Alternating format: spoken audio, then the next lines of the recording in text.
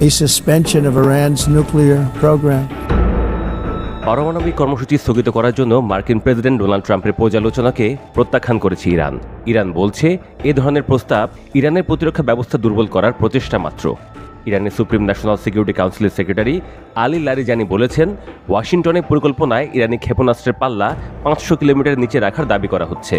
কোনো সম্মানিত ব্যক্তি এ ধরনের দাবি মানতে পারে না। সম্প্রতি ইসরায়েলের সাথে 12 দিনের যুদ্ধের পর ইরানকে পাঠানো ট্রাম্পের প্রস্তাবপত্রে ইরানের পারমাণবিক কর্মসূচি স্থগিত করা এবং তার ক্ষেপণাস্ত্র ক্ষমতা সীমিত করার শর্ত ছিল। সেসব শর্তাবলী ইরান প্রত্যাখ্যান করে। তারপরেই যুক্তরাষ্ট্র ইরানের পারমাণবিক স্থাপনায় হামলা করে। ইরানের সামরিক সক্ষমতা ইসরায়েল, উপসাগরীয় রাষ্ট্র এবং প্রতিবেশী দেশগুলোর নিরাপত্তা হিসাব নিকাশকে প্রভাবিত করে এবং যে কোনো নতুন সংঘাত জ্বালানি বাজারকে ব্যাহত করতে পারে। তাছাড়া নতুন সংঘাত বৈশ্বিক অস্থিতিশীলতা আনবে। তবে ইরান যুক্তরাষ্ট্র উভয় পক্ষ প্রকাশ্যে আলোচনা শুরু করলে আরেকটি সংঘর্ষের শঙ্কা রয়েছে। মঙ্গলবার জাতিসংঘের সাধারণ পরিষদে ইরানকে পাঠানো একটি চিঠির কথা বলেন ট্রাম্প। আমিরাতের একজন মধ্যস্থতাকারীর মাধ্যমে পাঠানো ওই চিঠিতে প্রস্তাব দেওয়া হয়েছিল, ইরান যদি তার পারমাণবিক কর্মসূচি স্থগিত করতে রাজি হয় তবে যুক্তরাষ্ট্র পূর্ণ সহযোগিতা করবে। জানা গেছে আলোচনার জন্য 2 মাসের সময়সীমা নির্ধারণ করা হয়। ইরান যদি অস্বীকৃতি জানায় তবে তার বিরুদ্ধে সব ধরনের বিকল্প ব্যবস্থা নেওয়ার হুঁশিয়ারি দেওয়া হয়। ট্রাম্প ইরানকে বিশ্ব সন্ত্রাসের 1 নম্বর পৃষ্ঠপোষক হিসেবেও আখ্যা দিয়েছেন এবং বলেছেন যে ওই চিঠি ইরানকে পারমাণবিক অস্ত্র সক্ষমতা অর্জন থেকে বিরত রাখার উদ্দেশ্যে লেখা হয়েছিল।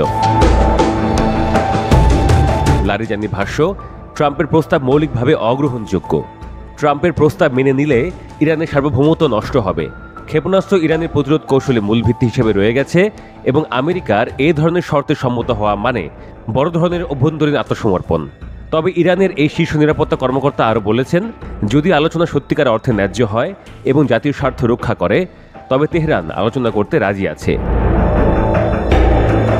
লারিজানি পূর্বের ইউরোপীয় এবং রাশিয়ান আলোচনার কথাও তুলে ধরেন। ওই আলোচনার সময়সীমা মাত্র 6 মাস কেন, এমন আপত্তিও জানিয়েছিল তেহরান। লারিজানির যুক্তি, ওই আলোচনার প্রতিশ্রুতিগুলো ঠিকঠাক রক্ষা না হওয়ায় এবং ওই পক্ষগুলি জাতিসংঘের স্ন্যাপব্যাক নিষেধাজ্ঞার জন্য চাপ দেওয়ার কারণে আলোচনার পথ বন্ধ হয়ে যায়।